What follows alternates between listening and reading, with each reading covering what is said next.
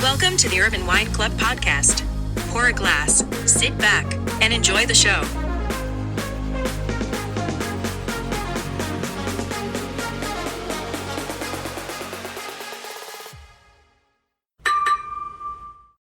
Hello, everyone, and welcome to our cocktail webinar series. I'm your host, Fotis Stamos, and my sidekick and co-host, Ari Kalos. Ari, how are you? Don't ever call me your sidekick, ever again.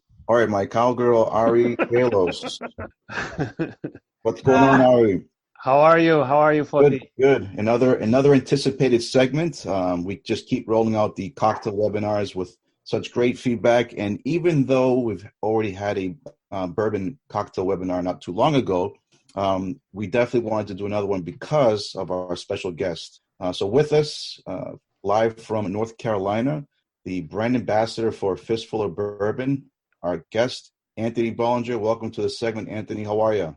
Fantastic, gentlemen. Thank you for having me. I do love your rapport there, man. It reminds me of my brother. Always a little put down just to get him going. I love it. Yeah. I love it. It keeps us going. I got to take you back up. I wanted to mention, Anthony, you've been looking forward to this. I told you this on a phone call yesterday. Like, I've been watching your videos. I feel like I know you. You're this like crazy cowboy from down south or something, but you're really not. I'm just joking around, but like, you guys built this really cool brand, man, and I'm super excited that you're here, and I can't wait to learn more. And I'm sure our viewing audience as well. Don't tell anybody I'm from Brooklyn, all right? Straight out of Dallas or Austin or wherever. Brooklyn cowboy, I love it. Whatever's cool. But Anthony, bourbon is, as a category has always been a leading category of spirits through the years. And it's been, again, lately this turn again where bourbon is on fire. But if we can just quickly really touch on, because we get these questions all the time, some folks are still a little confused and a little misinformed about, what bourbon really is. Could you just, before we get into it, just give us a quick breakdown? Because I think the laws might have changed maybe not too long ago as far as what determines a bourbon. Yeah, I mean, that's a great point. I mean, there's a huge misconception about, American whiskey or primarily bourbon, that it's got to be made in Kentucky. It has to be made a certain thing. Bottom line is, as far as the law and regulations are concerned, made in the continental United States, at least 51% corn in the mash. That's what the whiskey's made out of. Aged in new charred oak American barrels. And then you can get more into the nuances, like, must be a minimum of 80 proof at bottling and can't be anywhere more than distilled at 160 proof.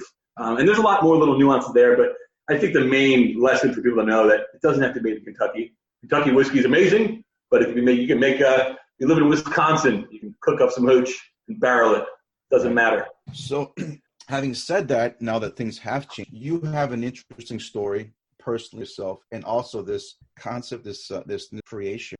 How did Fistful how did it start? So to get involved with Fistful, you kind of think about our parent company, William Grant & Sons. So, we're a Scottish family-owned company, and we've been distilling, making whiskey, trading barrels, doing all that stuff for over 130 years. So as far as Scotch is concerned, we're one of the better portfolios out there as far as family of producers, award-winning. But we wanted to get involved in American whiskey. So we kind of took, in a way, a Scotch blender's approach to American whiskey, which is a really cool, interesting story. We can get involved in that. But at the end of the day, bottom line is we wanted to create an approachable whiskey for the masses that you could sell for a value. So, under $30 a bottle, that hits all the marks for majority of people are looking for, and just out of the cabinet American whiskey. So you mentioned a key point, blended bourbon. So this is a bourbon that's blended with how many different types of bourbons? Yeah, so it's a blend of 5 straight bourbons. Wow. So when we think about the laws and the rules, so obviously each barrel must be at least 51% corn, but in the beauty of the barrel, you can do different chars, you can have different mash bills, different maturation ages, which is amazing because when you taste this stuff, it hits all the marks. It's got a lot of depth and dimension.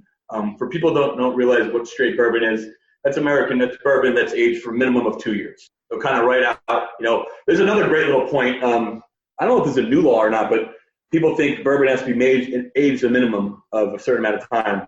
You can literally put it in the barrel and throw it right out the same day, and it's bourbon. As soon as it touches that barrel. Wow. I don't agree with it, but I mean, hey, that's all law. Maybe it might have a chance to introduce more drinkers, hopefully with these. Mm-hmm. But so you mentioned Scottish company. So are we basically making bourbon in Scotland? Well, then we know that's illegal, right? Right.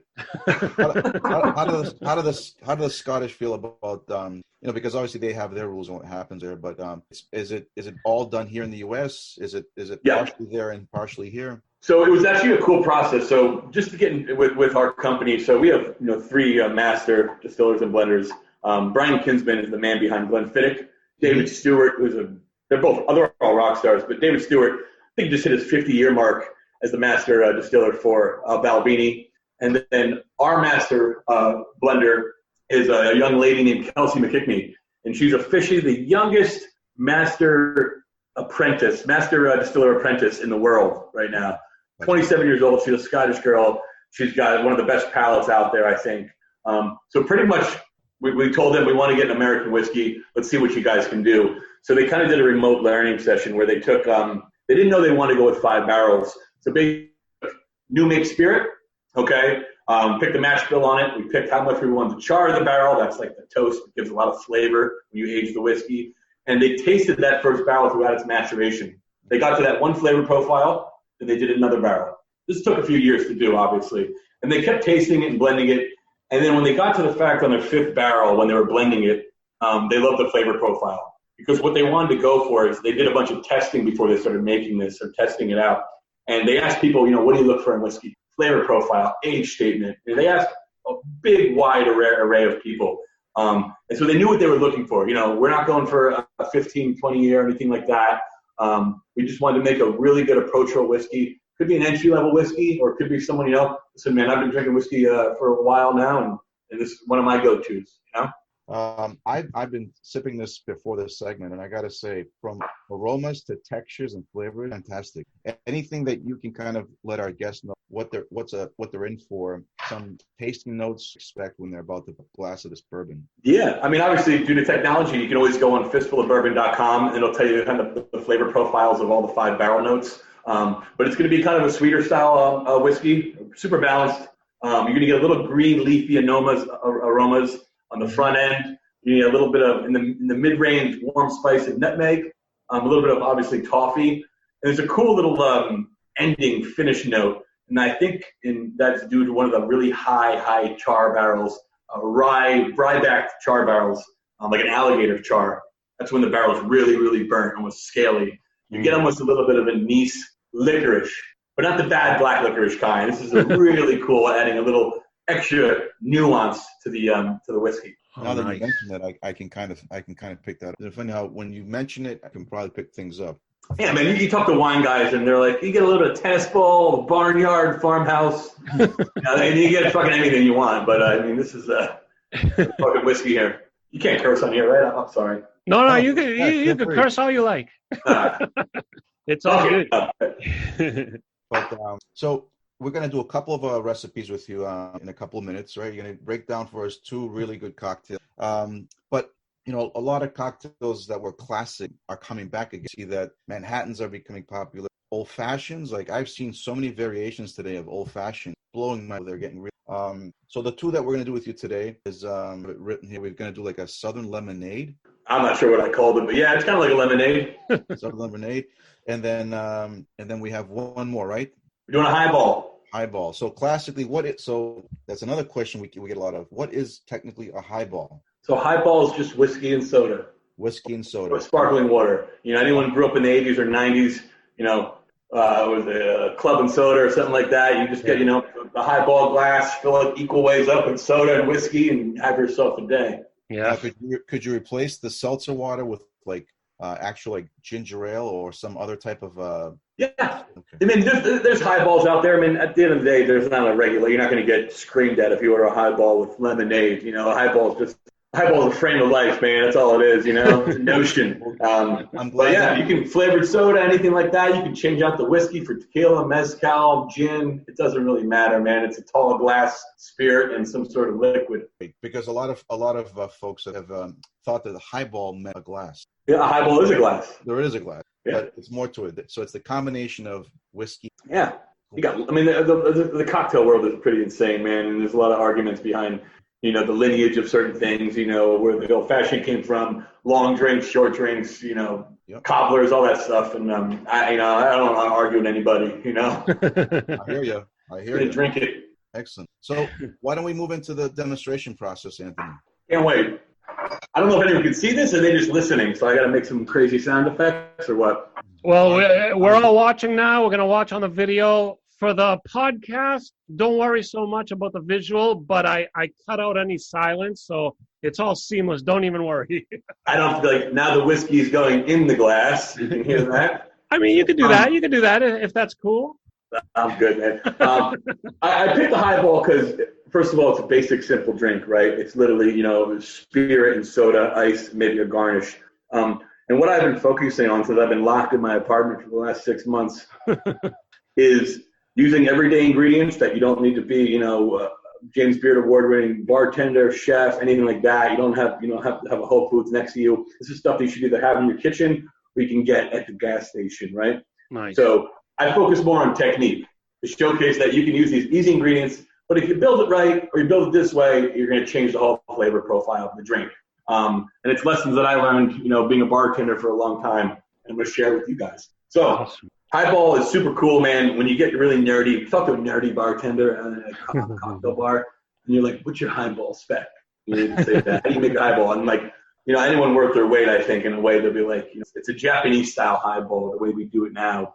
It's more of a ritual. You go to Japan, and it's a certain amount of whiskey, and then you put the ice in, and then it's a certain amount of turns with the ice, and the size of the cubes matter. And then you add a little bit more ice, and then you add your soda, and then you lift the glass. It's like really cool. Wow. And the main reason I do this is you've been to a bar before, you order whiskey soda, they're going to grab the bottle and the soda gun and go, right? Yeah. Boom. Tastes fine, drink it all day, I have no problem with it. But if you build it this way, with the same ingredients, but just a different technique, it's going to taste a million times better and also different. Let's get into it. So, highball glass, doesn't matter what you got. I got this from Target, I think. First thing you want to do is add your ice cubes, right? I'm just using kitchen ice. But the main thing is you want to fill it only halfway. If you have big cubes, that's beautiful. If you don't, it doesn't matter. Next important thing is the amount of whiskey. I'm a spritz guy nowadays. I'm not trying to get blacked out by noon. So I go for the long game, longevity. So I do 1 ounce to 1.25 ounces, right? I want to taste the whiskey, but I want to get hydrated at the same time. I want to be able to call my mother at lunchtime and embarrass myself. So I'm going to go 1.5 ounces. You pour that right over the ice. The reason you do it in this step is so that ice is going to slowly kind of dilute a little bit and then acclimate, cool down the whiskey a little bit.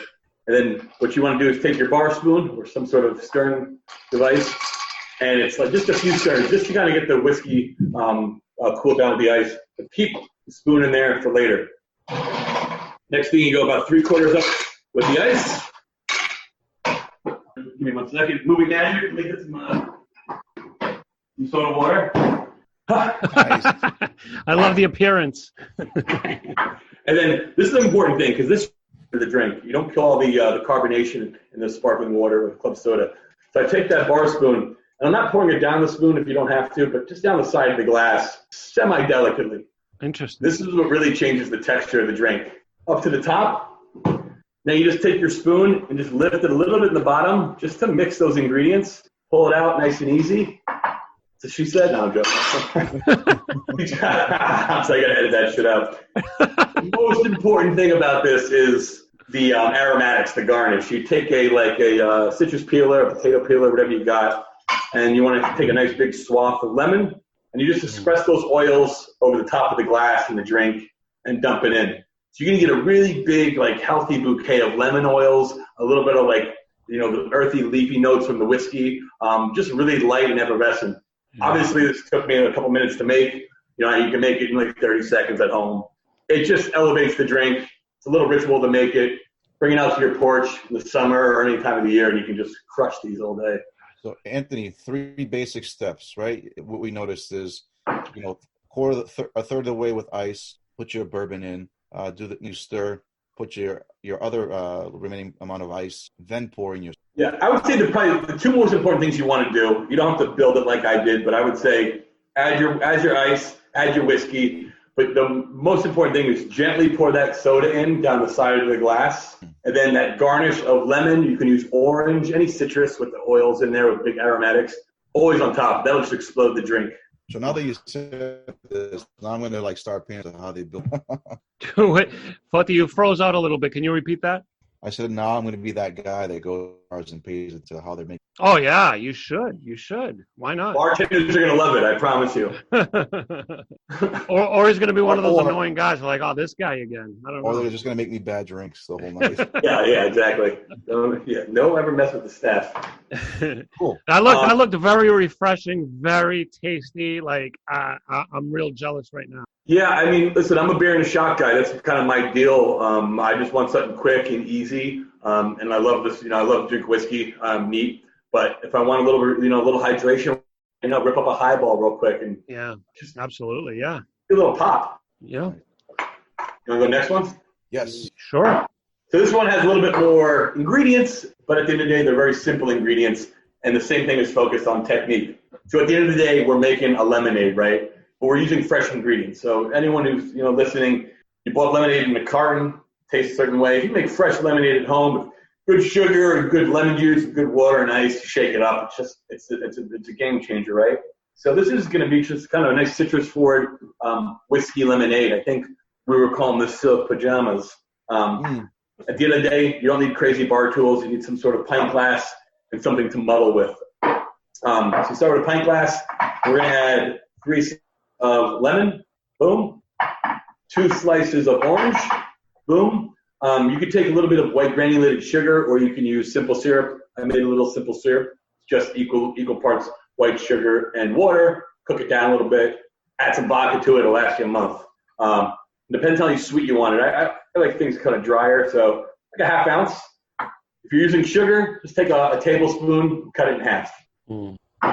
Then your whiskey. This one's going to go a little longer, so full pour, 2 ounces. Once again, you can do less if you want. It does not matter the kind of day you want. Take a muddler, some sort of blunt object, and just macerate it real quick to get all those juices out, all the oil out of the rinds. And just little technique hints here. The reason I add the whiskey in also is, the alcohol will pull out a lot more flavors than you're muddling it into those rinds. Wow, it looks so good. Fresh mint.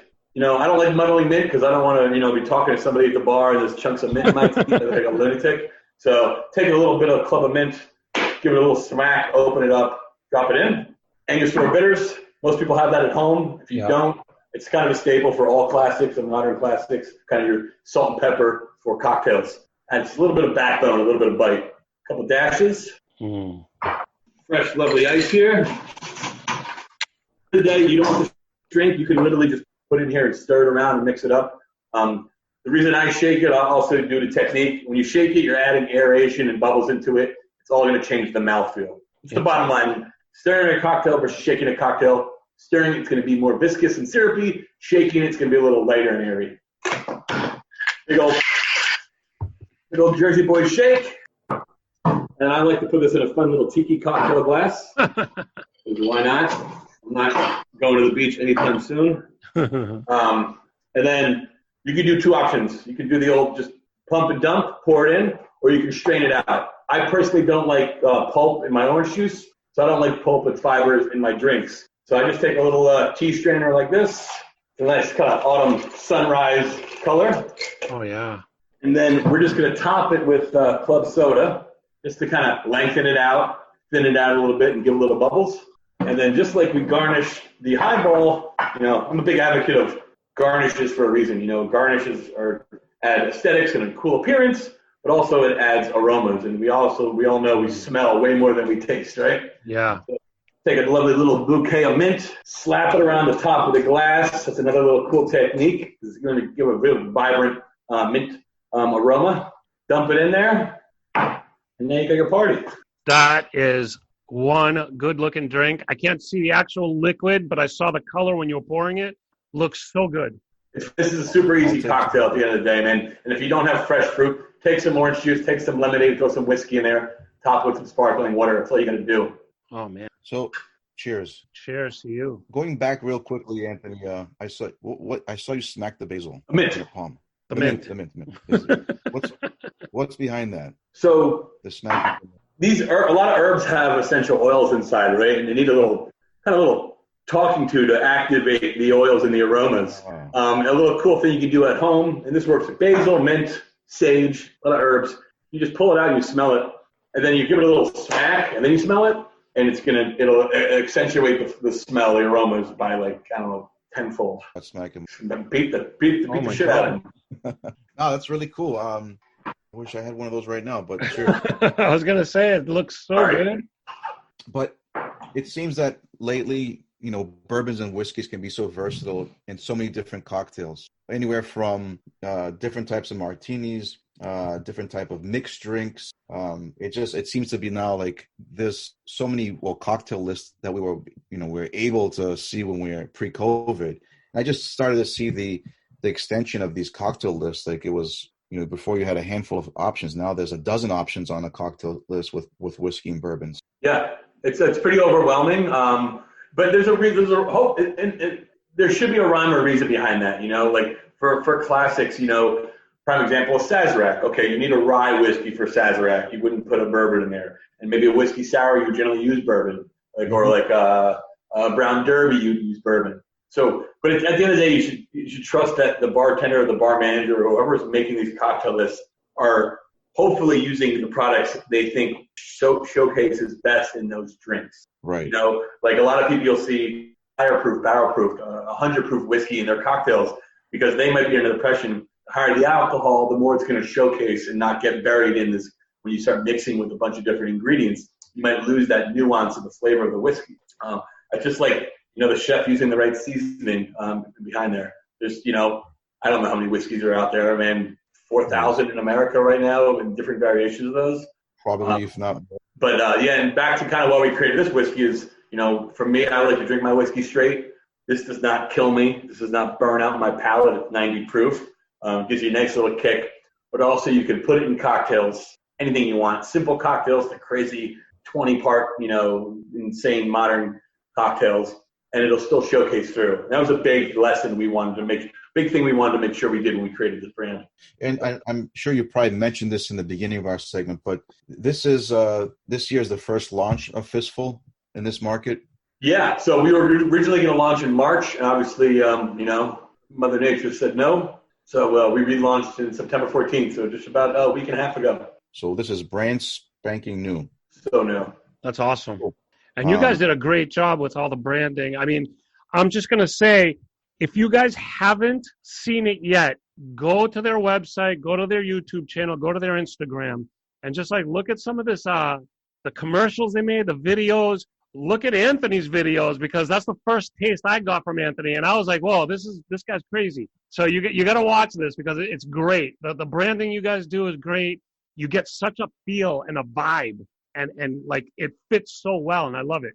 Yeah, I mean, at the end of the day, you got to do a marketing. You got to create a brand lens. Anything you do in this world now, what's our vibe? We weren't going to come up with some crazy backstory that, Uncle Jimbo found these barrels in his rick house down in Louisville.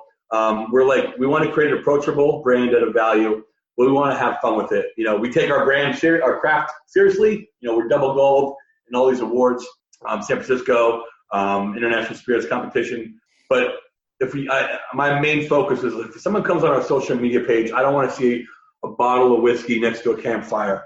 I was like, I have no problem with that. I was like, but that's not what I am, man. I was like, we got to have fun. Keep this brand super irreverent. I want people to look at it and be like, what? So, well, let me also interject once more. Check out their social media, but then again, check out Anthony's Instagram, Fistful of Terry. He has some great shots in there. I went there to grab some shots for the promo, and I was like, wow, this looks so much fun. And your job looks freaking fun.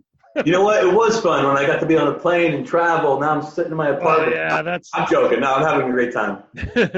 Well, you'll get there once again. Don't worry. I can't wait. Having said that, Anthony, now with what's happening in our world, and you just launched a couple weeks ago, anything you want to share with us as far as I know, like events are not happening at the moment, but is there anything else creative or virtually that Fistful is doing to kind of keep the noise out there? Yeah, I mean, so one thing we did as a company with William Grant & Sons, we created the part of our StanFast Awards. We wanted to figure out how to give back to the bar community. I mean, I came from the bar community. A lot of our employees come from the bar community, and the bar community definitely got hit. And being hit, still being their face smushed down in the sand right now. So we put out some charitable dollars out and donations out there to the USBG to hopefully give back. We've been trying to help as many bars that are struggling and bartenders that might be out of work lately. Sure. And that's just, because we want to help these folks out. We're them as well. But as far as the marketing side and the fun side of things, we got some amazing things in the works. I obviously can't talk about, but they're gonna be absolutely amazing. The videos you talked about. We got a hold of this director from Saturday Night Live named Paul Bagante. Oh, wow. And, we were like, Paul, hook it up, man. And so we, created these amazing 20, 30-second videos of just with some famous comedians. That's what you guys are talking about.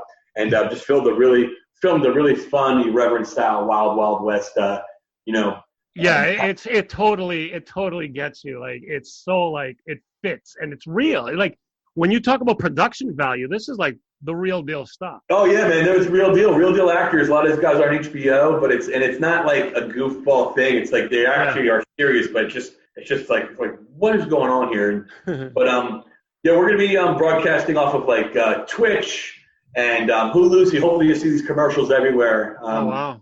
I'm not good at video games, man. Never was, but I'm thinking about maybe YouTube and myself playing Donkey Kong from Nintendo against 13-year-olds and just getting them to work. That's it. You got to do it. We're also going to link to all the social media in our video and podcast. So the people will have access to that. They don't have to remember right off the bat.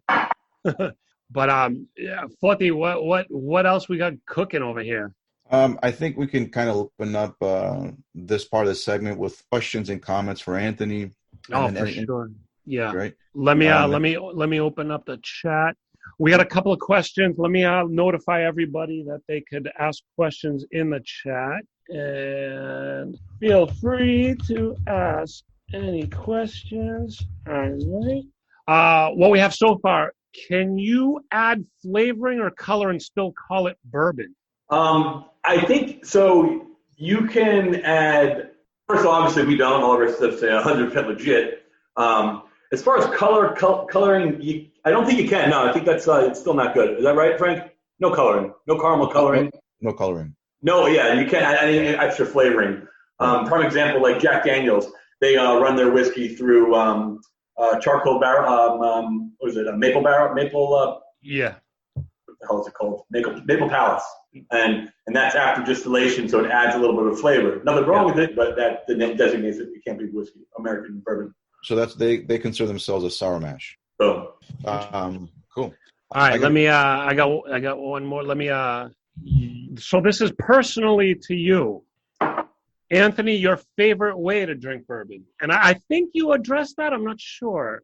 Yeah, I mean, honestly, it's all about the occasion. If I'm sitting in my apartment, I'll make a little highball. If I'm out with my buddies in a bar, whiskey and a beer. Oh, nice. But I appreciate a nice cocktail. You said you like it neat. Is that what you said? Yeah, I'll just rip it. Nice. Awesome. I love it. All right, so one more coming in.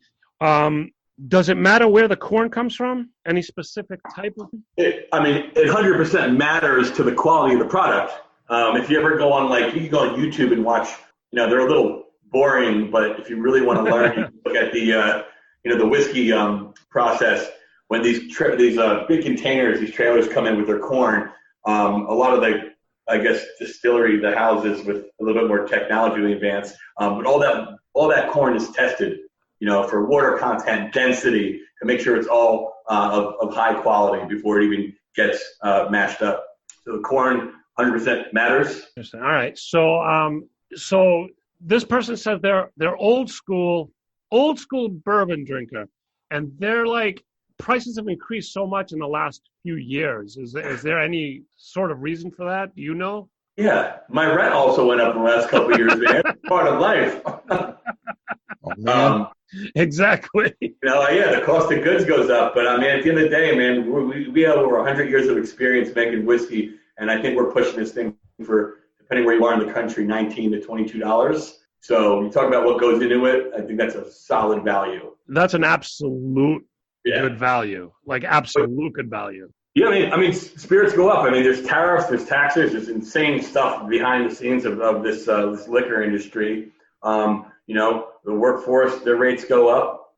They shouldn't fluctuate that much, but also depending where you are in this country, you could buy the same bottle of whiskey or vodka, for $15 in Florida down in the Panhandle, and if you're in Manhattan, it's going to cost you $39. So I mean, this is pretty accurate for the bourbon, but it's pretty accurate for the state of our economy as well. So it's like, yeah, things go up. What can you do? And also supply and demand. The rarer the stuff, the less there is. It's not fair, but they can charge more for it. And that's usually on the retail side, which is a shame sometimes. I remember years ago, I was buying a bottle of Pappy 23 for a chef. It was like 2012. And I think at that point you could buy it for $105 or something like that. And I couldn't find it anywhere. There was one liquor store in New York trying to sell for $1,000. And I was like, shame on you, man, because you're ruining it for everybody. Yeah, absolutely. And, you stated earlier about the marketing. Obviously, it's impossible to do a wine brand, a spirit brand, without the proper marketing. I mean, that's just the game that we play. But marketing goes a long way. And sometimes I feel like I don't do it myself, but like I'll go out, I'll be with friends, and like they'll be like, "Yo, this is like $100 bottle of whiskey, or this is like $100 bottle of vodka, or this is a $200 bottle of wine." I have nothing about it makes me say, "Wow, I would pay all this money." So it's like I feel like marketing really does affect so much about it. I used to do security at bars years ago, over 12 years ago, and I'd have men. I'm like, "Sorry, bro, no jeans." They're like, "Oh man, these are $100 jeans," and I was like, "Oh, all right, well, still you can't come in." Price, obviously there's no reference between that, but yeah, man, it's all about, I like to surround myself with fun people, right? I appreciate all the whiskey out there, all the spirits out there, from the stuff that I can't afford to the stuff I can, and I like to talk about American whiskey, bourbon primarily. Anyone out there plays golf, you got, with 12 different clubs, you got your putter, you got your driver, you got your wedge. My whiskey cabinet is, my Fistful is my 5-iron. It's always there. It's reliable. Then I got my, my 100 barrel proof. I got my drivers. I got my little delicate stuff like my putters. Just, you want to have some of everything, I like that analogy. That's a great analogy, actually. You can use that. Patent pending, Anthony Bohlinger. So, all right. I don't want to say, is this person alcoholic, but is Fistful available in nips? That's a good one. In what? Is it available as a nip? Not yet, man, but I might come out with my own RTDs ready to drink soon, highballs. Well, honestly, where there's motivation, there's a nip. So, like, you can make your own. Just get a bottle. You need it for the golf course. When you're on when you're driving from hole to hole, you need some nips. Yeah, that's true. Oh, I'm sorry. You said nips? Nips. Yeah. Oh, yeah. I thought you were saying in a mix. I thought it was like mixed up cocktails. I was like, no, not yet, man. That's why I'm like, this guy must be an alcoholic. No offense to whoever asked the question, but they were asking if it was available in a nip. It 100% is. We call them 50 mLs. They're little. I think I got some in my closet here. They're little mini bottles, right? Mm-hmm. So they're not exactly fistful. Sorry. Fingerful. Yeah. Instead of fistful, it's a fingerful. I mean, this is Hendrix is another one of our brands, but like one of these you're talking about, right? Yeah. Yeah. We make I think in Illinois right now we've been selling for 99 cents. Oh man, so, that's awesome. Magic number. Slowly they'll be, like we said, we just launched. So hopefully, if your liquor store doesn't carry it, give them, yell at them and say we want some Fistful, and well, Frank, as a retailer, like how hard is it for people to get? Well, let me ask, how hard is it for people to get Fistful in Massachusetts? Because that's where we're based right now. Not hard at all. Oh, good. Because I'll tell you why. One reason why is Ari is because we have Fistful Bourbon 750s available on our platform in our shopping cart at urbanwineclub.co. Oh, So, that's some great information, Frank. Thank you. you forgot. Frank, do you ship to North Carolina? In an undisclosed box, yes. Oh, I love it. It's a private box. But you know what? In Massachusetts, for those that are listening in Massachusetts, MS Walker is the distributor, and they have inventory of it. So any liquor store or pack retail shop in Massachusetts can definitely order it if they have. That's awesome. That's awesome because I'm actually in DC. So let me ask: is it available around the DC area? It is. Okay, good. Things like Drizzly, Instacart, I would check that out first if you don't want to leave your house. But that should give you the best kind of idea where it is or what stores it have. We just launched in 45 markets, last week. So there is a little bit of delay, but it should be hopefully popping up everywhere. Yeah, that's still great. And you just mentioned Drizzly. Like, I'm seeing a lot of new initiatives that a lot of brands are doing with Drizzly, which seems very, very innovative and pretty cool. Yeah, e-commerce, man, it's growing, and it's something to capitalize on, and especially we have to adapt. We have to be resilient. The market's changing, and some people can't go out; they're not allowed. Some people don't want to go out. They still want a little bit of comfort at home. So don't forget about the lazy people. They also do not want to. Listen, if I never had to leave my house again, just someone could feed me, and I don't believe that, Anthony. I've seen your Instagram. There's no way. You're a guy who likes to be out. I like that about you, and I don't believe you're going to stay home if you could. Spot on, man. You ever heard the phrase? The kid's a little bit of a ham. Yeah. Yeah, I got ham life tattooed on the back of my neck. Not lying to you. I love it. And again, like I'm suggesting to everybody, and we're gonna link it in all our media here. We're gonna link to these Instagram, the Fistful, and his personal one. You guys gotta check it out. It's so great. I was making a little promo video for you, and I went to your Instagram, and I was like, this is like a gold mine right here, a gold mine, and it was just fun putting it all together because, like we said before, the branding is just on point. You guys really got a good thing. And one thing to add to that, the bourbon's really friggin' good. Yeah, that doesn't hurt. It doesn't hurt. Yeah. On a side note, the bourbon's pretty good. But yeah, that definitely. These drinks look amazing. You guys do a good job with everything that you're doing. Well, we look forward to working with Fistful of Bourbon for sure. I can't wait to get up there. We definitely let our audience know that this is not the last time Anthony will be with us. And when things do open up, we're definitely going to collaborate with Anthony and Vicky, who's also with us, who's also part of the team here. We'll do some events together. I'm sure definitely we'll put that together, and we'll let everybody know through all of our social media for sure. Ari, before we kind of send off, Anthony, any last minute comments that you've been thinking about before we wrap it up? Or if Vicky wants to say a few words. Well, I'm just going to say before, Anthony, this was a great pleasure. I really, again, I'm a marketing guy. I'm a tech and marketing guy. So a great pleasure because we do a lot of these webinars and it's just kind of just stiff and boring and blah, blah, blah. Don't say that.